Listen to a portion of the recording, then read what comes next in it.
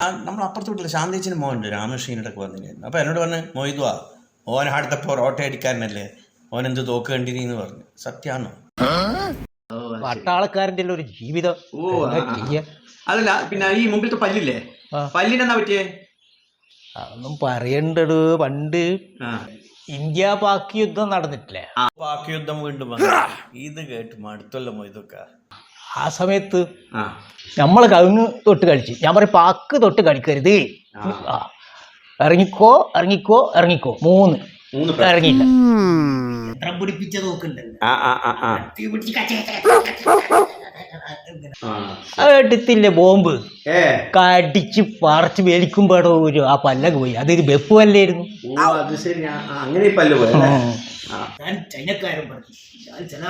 ചൈനക്കാര് മാപ്പ് പറഞ്ഞു അല്ലേ?